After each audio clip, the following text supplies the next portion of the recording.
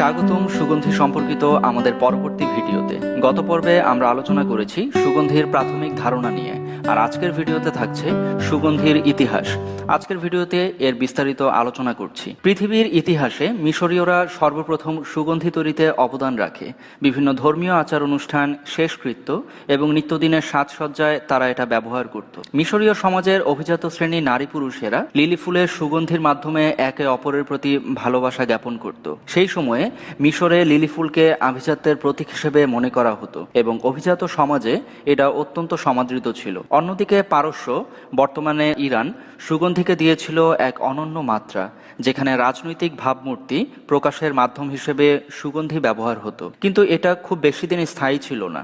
পরবর্তীতে গ্রিক ও রোমানরা সুগন্ধের গুণগত মান বিবেচনা করে সুগন্ধিকে সর্বপ্রথম এক ধরনের শিল্প হিসেবে বিবেচিত করে। এদিকে সাম্প্রতিককালে প্রত্নতত্ত্ববিদরা সাইপ্রাস থেকে খ্রিস্টপূর্ব 2000 অব্দের প্রাচীন একটি সুগন্ধির কারখানা আবিষ্কার করেছে। সেই প্রাচীন কারখানার 5টি উপকরণ ব্যবহার করে সুগন্ধি তৈরি হতো, আর সেগুলো হলো ধনিয়া, লরেল, মার্টেল, ল্যাভেন্ডার ও রোজম্যারি। সুগন্ধি যখন সারা পৃথিবীতে প্রথম বিস্তার লাভ করেছিল তখন সাধারণত ধর্মীয় আচার অনুষ্ঠানেই এটা ব্যবহার করা হতো। তথাপি 1190 সালে ফ্রান্স প্রথম বাণিজ্যিকভাবে সুগন্ধি প্রস্তুত করে এবং ব্যাপকভাবে সারা পৃথিবীতে প্রসার লাভ করে। এক্ষেত্রে ইসলামী সংস্কৃতি পাশ্চাত্যে সুগন্ধির উন্নয়নে 2টি গুরুত্বপূর্ণ বিষয়ে অবদান রেখেছিল।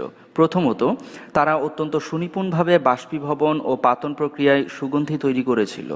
এক্ষেত্রে আরবীয় 2জন প্রতিভাবান রসায়নবিদ, যাদের কথা না বললেই নয়, তারা হলেন জাবির ইবনে হাইয়ান ও আল কিন্দি। তারা সর্বপ্রথম পাতন, বাষ্পীভবন ও পরিস্রাবন প্রক্রিয়ার মাধ্যমে কোনো বৃক্ষের গন্ধ বাষ্প থেকে তরল আকারে সংগ্রহ করে সুগন্ধি শিল্পের প্রতিষ্ঠা করে, এবং ইবনে সিনা সর্বপ্রথম ফুল থেকে পাতন প্রক্রিয়ার মাধ্যমে তেল সংগ্রহ করে, যা প্রক্রিয়া আজ অবধি ব্যবহৃত হয়ে আসছে। ইবনে সিনা তার প্রথম পরীক্ষণটি গোলাপ ফুল দিয়ে করেছিলেন। উল্লেখ্য, এর আগে শুধু লতাগুল্ম ও বৃক্ষ থেকেই শুধুমাত্র সুগন্ধি তৈরি হতো। তিনিই সর্বপ্রথম ফুল থেকে সুগন্ধি তৈরি করেন। দ্বিতীয়ত, আরবরাই সর্বপ্রথম বিভিন্ন ধরনের নতুন নতুন কাঁচামালের সাথে পরিচয় করিয়ে দিয়েছিল, যা সুগন্ধি শিল্পীকে সমৃদ্ধ করেছিল। এই 2টি বিষয়ই পাশ্চাত্যের সুগন্ধির উন্নয়নে বৈজ্ঞানিক উৎকর্ষতা ও রসায়ন শিল্পে ভূমিকা রেখেছিল। কিন্তু পাশ্চাত্যে যখন খ্রিস্টান ধর্মের প্রচার শুরু হয়, ঠিক সেই সময় মধ্যপ্রাচ্যে দৈনন্দিন ও ধর্মীয় আচার অনুষ্ঠানে পাশ্চাত্যের সুগন্ধি ব্যবহার বন্ধ করে দেয়। সেই সময়ে আরবীয়রা কিছু সংরক্ষিত সুগন্ধি থেকে নতুন করে সুগন্ধি তৈরি করে। এক্ষেত্রে ইসলাম ধর্মের প্রচারের সময়ে মুসলিমরা সুগন্ধি প্রস্তুতকরণ করত ও ধর্মীয় আচার অনুষ্ঠানে এর ব্যবহার করত। তখন তারা কস্তুরী, গোলাপ ও অ্যাম্বার ইত্যাদির মতো কাঁচামাল ব্যবহার করে। সুগন্ধি শিল্পে আরবীয়দের অবদান রাখার আরও একটি বড় কারণ হলো তারা ব্যাপকভাবে মশলা, রেজিন, ঔষধি, বিভিন্ন দামি সুগন্ধি কাঠ এবং লতাগুল্ম ও প্রাণীজ নির্যাসের ব্যবহারের সাথে আগে থেকেই পরিচিত ছিল। তাই তারা সুগন্ধি শিল্পে এগুলো ব্যবহার করে বিভিন্ন আমেজের সাথে পরিচয় করিয়ে দেয়। অধিকন্তু তারা নতুন কিছু সুগন্ধজাত বৃক্ষ চাষ করত, যা তারা চীন ও দক্ষিণ পূর্ব এশিয়া থেকে সংগ্রহ করত। এভাবেই মধ্যপ্রাচ্যে সুগন্ধির প্রচলন ছিল। এবং একটি কথা বলে রাখা ভালো যে মিশরীয়রা সর্বপ্রথম যে সুগন্ধ তৈরি করেছিল তা ছিল বাম বা জেলির মতো। পরবর্তীকালে হাঙ্গেরি সর্বপ্রথম 1400 শতাব্দীতে আধুনিক সুগন্ধি তৈরি করে। সেই 1370 সালে রানী এলিজাবেথ প্রথম এর অনুমতিক্রমে হাঙ্গেরি সুগন্ধিজাত তেল ও অ্যালকোহলের সমন্বয়ে আধুনিক সুগন্ধি তৈরি করে, যা হাঙ্গেরি ওয়াটার নামে সারা পৃথিবীতে সুপরিচিত ছিল। পরবর্তীতে সুগন্ধির যে শৈল্পিক রূপ তা 16তম শতাব্দীতে ইতালির রেনেসার সময়ে পরিশোধিত অবস্থায় ফ্রান্সের ল্যাবরেটরিতে নেয়ার পথে ফর্মুলাটি চুরি হয়ে যায়। এর কিছুদিন পরেই ফ্রান্স খুব দ্রুত ইউরোপের সুগন্ধি শিল্পে প্রসার লাভ করে। ফ্রান্স 14 শতাব্দীতে প্রধান শিল্প হিসেবে দক্ষিণ ফ্রান্সের গ্রাস নামক শহরে ফুল চাষ করে ও সুগন্ধি তৈরি করে সারা বিশ্বে ব্যাপক সাড়া ফেলে দেয়। বর্তমানে ফ্রান্সের এই গ্রাস শহরকে সুগন্ধি শিল্পের কেন্দ্রবিন্দু হিসেবে বিবেচনা করা হয়। অতঃপর ফ্রান্সের রেনেসা চলাকালীন সময়ে একদিকে যেমন আভিজাত্য প্রকাশে সুগন্ধি ব্যবহৃত হতো, ঠিক তেমনি স্যানিটেশনজনিত দুর্গন্ধ দূর করার জন্যও এটি ব্যবহৃত হতো। এক্ষেত্রে 17 শতাব্দীতে সুগন্ধি শিল্প অত্যন্ত সফলতা অর্জন করে, যখন ফ্রান্স 1656 সালে তাদের প্রতিষ্ঠিত সুগন্ধি শিল্পে সর্বোচ্চ জনপ্রিয়তা লাভ করে। অন্যদিকে ফ্রান্সে সেই সময় সুগন্ধি প্রস্তুতকারী বিষ প্রস্তুতকারী হিসেবেও দুর্নাম লাভ করে, কারণ ফ্রান্সের একজন ডাচেস হাতের কবজিতে সুগন্ধি ব্যবহারের ফলে মৃত্যুবরণ করে, যা আসলে সুগন্ধির আদলে বিষ ছিল। এবং সেই সুগন্ধি এতটাই শক্তিশালী বিষ ছিল যে সেটা গ্লাভসের আবরণ ভেদ করে তার ত্বকে বিষক্রিয়া ঘটায়, যার ফলে তার মৃত্যু হয়। 18 শতকে যখন লুই 15 ক্ষমতায় এসেছিল, ঠিক সেই সময়ে সুগন্ধি সবচেয়ে আলোড়ন সৃষ্টি করে। তার কোর্টকে বলা হতো লা কোর পারফিউম অথবা দ্য পারফিউমড কোর্ট। মাদাম দি পম্পাডুর সেই সময়কার লুই 15-এর কোর্টের সদস্য ছিলেন, যিনি সর্বসাধারণের জন্য সুগন্ধি সরবরাহের আদেশ দেন, এবং রাজা লুই তার অ্যাপার্টমেন্টের জন্য প্রতিদিন ভিন্ন ভিন্ন সুগন্ধি ব্যবহারের জন্য আগ্রহ প্রকাশ করতেন। অন্যদিকে আবার লুই 14 তার কোর্টের নামকরণের ক্ষেত্রে প্রতিদিনই পরিবর্তন আনতেন, যা তার প্রতিদিনের ব্যবহৃত সুগন্ধির উপর নির্ভর করে, যা কিনা শুধুমাত্র তার ত্বকে ব্যবহৃত সুগন্ধ ছিল না, বরং তাতে তার পরিধেয় বস্ত্র, ফ্যান ও ফার্নিচারের সুগন্ধি অগ্রাধিকার পেত। সেই সময়ই সাবান ও বিভিন্ন পানিতে সুগন্ধি মেশানো শুরু হয়, এবং পাশাপাশি ফ্রান্সেও ব্যাপকভাবে সুগন্ধির প্রচলন আসে।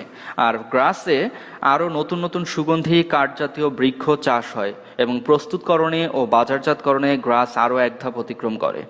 ফ্রান্সে সুগন্ধির কথা বলতে গেলে নেপোলিয়নের কথা চলে আসে। নেপোলিয়নও সুগন্ধির পৃষ্ঠপোষক ছিলেন। প্রতি সপ্তাহে তার কাছে 2 কোয়ার্ট ভায়োলেট কোলন পাঠানো হতো, এবং এটা বলা হতো যে বেলি ফুলের দ্বিগুণ নির্যাস সম্পন্ন 60 বোতল সুগন্ধি তিনি 1 মাসে ব্যবহার করতেন। সুগন্ধি বাছাইয়ের ক্ষেত্রে নেপোলিয়নের স্ত্রী জোসেফিন খুব বেশি খুঁতখুঁতে স্বভাবের ছিলেন। তিনি মাস্ক বা কস্তুরীজাত সুগন্ধি ভালোবাসতেন, যার ফলে তার মৃত্যুর 60 বছর পরও তার প্রসাধনী সামগ্রী থেকে সেই সুগন্ধি পাওয়া যায়। ইংল্যান্ড। সুগন্ধির ইতিহাসের ক্ষেত্রে ইংল্যান্ডের ভূমিকা। হেনরি VIII ও রানী প্রথম এলিজাবেথের শাসনামল অর্থাৎ 1509 থেকে 1603 সাল পর্যন্ত এই সময়কালে সুগন্ধি ব্যবহারে ইংল্যান্ড সর্বোচ্চ চূড়া অতিক্রম করে। যেহেতু রানী এলিজাবেথ দুর্গন্ধ সহ্য করতে পারতেন না, তাই ইংল্যান্ডের সকল পাবলিক প্লেসে তার আদেশ অনুসারে সুগন্ধময় করে রাখা হতো। এটা বলা হতো যে তার ঘ্রাণ শক্তি ঠিক তার বাকপটুতার মতোই তীক্ষ্ণ ছিল। সেই সময়ের অভিজাত নারীরা বিভিন্ন সুগন্ধি ব্যবহার করে এবং তার সঙ্গে বিভিন্ন সুগন্ধি মিশিয়ে ব্যবহার করার দক্ষতা দেখিয়ে গর্ববোধ করত। 19 শতকে এসে সুগন্ধি শিল্পে ব্যাপক পরিবর্তন আসে। রুচির পরিবর্তন ও আধুনিক রসায়নের উন্নতির ফলে আধুনিক সুগন্ধি তৈরির গোড়াপত্তন হয়। এই সময়ে অ্যালকেমি রসায়নের পথ দেখিয়েছে, এবং যার ফলে নতুন সুগন্ধ সৃষ্টি হয়েছে। ইংল্যান্ডের এই শিল্প বিপ্লবও সুগন্ধির জনপ্রিয়তা কমাতে পারেনি। এমনকি তখন একটি সুগন্ধ ছিল যার নাম পারফিউম আলা গিলোটিন। বিপ্লব পরবর্তী সরকার ব্যবস্থায় মানুষ আবার বিলাসবহুল পণ্য ব্যবহারে আগ্রহী হয়ে ওঠে, যার মধ্যে সুগন্ধিও ছিল। আর 19 শতকেই এই সুগন্ধি ভ্যানিটি বক্সে রাখার প্রচলন আসে। 1861 সালের পরে রাশিয়ার সুগন্ধি প্রস্তুতকরণ শুরু করে এবং বিংশ শতাব্দীর শুরুর দিকে সারা বিশ্বে পরিচিতি লাভ করে। 1930 সালে সোভিয়েত ইউনিয়নের পরিকল্পিত উন্নয়নের একটা অংশ ছিল সুগন্ধি প্রস্তুতকরণ। আমেরিকা। সুগন্ধির ইতিহাসের ক্ষেত্রে আমেরিকার ভূমিকা। আমেরিকার শুরুর দিকে যেখানে প্রথম সুগন্ধ ফ্রান্সের অনুসন্ধানকারীদের দ্বারা প্রস্তুতকৃত ছিল কোলন এবং সুগন্ধজাত পানীয়, সেই সময়ে লবঙ্গ, দারুচিনি ও লেমন গ্রাসের নির্যাসের সাথে ইউডি কোলন নামক সুগন্ধির সহজ মিশ্রণের মাধ্যমে ফ্লোরিডা ওয়াটার নামে একটি সুগন্ধি তৈরি হতো, যেটা ওই সময়ে অনেক বেশি জনপ্রিয় ছিল। চায়না। প্রাচীন চীনে সুগন্ধি কোনো প্রসাধনী হিসেবে ব্যবহৃত হতো না। তারা সাধারণত সুগন্ধি ব্যবহার করত পবিত্রতা ও পরিশুদ্ধ করার কথা বিবেচনা করে। তারা মনে করত সুগন্ধ যদি কোনো কক্ষে ব্যবহার করা হয় তাহলে তার সকল রোগের জীবাণু দূর করে। অনেক শতাব্দী পরেও চীনে সুগন্ধি শরীরে ব্যবহার করাটা কোনো অত্যাবশ্যকীয় বিষয় ছিল না, কিন্তু ঐতিহ্যগতভাবে চীনের প্রতিটি বাড়িতেই ফুলের বাগান ছিল এবং এই ফুলের সুঘ্রাণকেই তারা সুগন্ধি হিসেবে বিবেচনা করত। তবে অভিজাত নারীরা মান্দারিন অরেঞ্জ তাদের হাতে সুগন্ধি হিসেবে ব্যবহার করত। এক্ষেত্রে এটা মনে করা হতো যে প্রাচীন চীনাদের সুগন্ধি ব্যবহার না করার প্রবণতা আছে, তা ভুল ধারণা। কারণ সুই ও সং ডাইনেস্টির শাসনামলে সিল্ক রোডের মাধ্যমে সুগন্ধি দ্রব্য আমদানি করা হতো। পিং ডাইনেস্টির শাসনামলে চীনের সম্রাটরা একটি পারফিউম পাউচ ব্যবহার করতেন শুভকামনার চিহ্ন হিসেবে। চীনাদের ঐতিহ্য একটু ভিন্ন, কারণ তারা প্রসাধনী হিসেবে সুগন্ধি ব্যবহারের চেয়ে অন্যান্য কাজেই বেশি ব্যবহার করত, যেমন খাবার, চিকিৎসা ও বিভিন্ন আচার অনুষ্ঠানে। এছাড়াও ইতালি ও মধ্যযুগীয় ইউরোপ ও এশিয়াতে এই সুগন্ধির বেশ প্রচলন রয়েছে। সুতরাং এটা বলা বাহুল্য যে আবিষ্কারের পর থেকে সুগন্ধি অনেক সুদীর্ঘ পথ অতিক্রম করেছে। যেখানে সকল আধুনিক সুগন্ধিগুলো কৃত্রিম উপাদান থেকে তৈরি হয়, সেখানে আসল সুগন্ধি একসময় লতাগুল্ম ও প্রাণীজ দেহের নির্যাস ও এসেনশিয়াল অয়েল থেকে প্রস্তুত হতো। বর্তমান প্রত্নতত্ত্ববিদরা প্রায় জটিল সুগন্ধি পাত্র আকারে প্রাচীনকালের সুগন্ধি ব্যবহারের প্রমাণ অবিরত খুঁজে চলেছে, আর প্রতিনিয়তই আবিষ্কৃত হচ্ছে নতুন নতুন তথ্য, যা থেকে সুগন্ধি ব্যবহারের ও প্রস্তুতকরণের অনেক সত্য উদ্ঘাটিত হচ্ছে। ধন্যবাদ আমাদের ভিডিওটি দেখার জন্য। পরবর্তী আপডেট পেতে আমাদের চ্যানেলটি সাবস্ক্রাইব করুন, আর ভিডিওটি ভালো লাগলে লাইক এবং কমেন্ট করবেন। ধন্যবাদ।